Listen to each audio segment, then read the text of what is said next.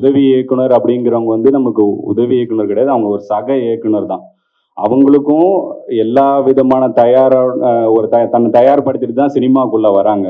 நம்ம அவங்கள அசிஸ்டன்ட் டைரக்டரா சேர்த்துக்கிறீங்கன்னா சேர்த்துக்கிறதுக்கு முன்னாடி 1000 கேள்விகள் கேட்கலாம். ஆனா சேர்த்துக்கிட்டதுக்கு அப்புறம் அவங்க எதனா ஒரு கருத்து சொன்னாங்கன்னா அதை நம்புங்க, அவங்க பாயிண்ட்டையும் எடுத்துக்கோங்க.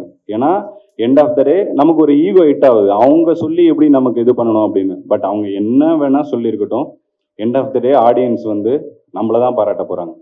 இப்ப என்ன நீங்க பாராட்டின பல விஷயத்துக்கு நான் மட்டும்தான் பண்ணனா இல்ல, இவங்க எல்லாரும் தான் பண்ணியிருக்காங்க. ஆனா கிரெடிட் என்னவோ நம்ம எண்ட் ஆஃப் த டே வந்து அந்த டைரக்டருக்கு மட்டும்தான் வரும்.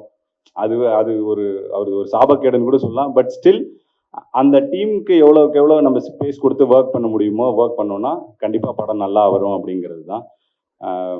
இதுக்கு மேல உங்களுக்கு எதனா படம் சார்ந்த எதனா டவுட்ஸ் இருந்ததுன்னா கேளுங்க, நம்ம அதை பத்தி பேசுவோம்.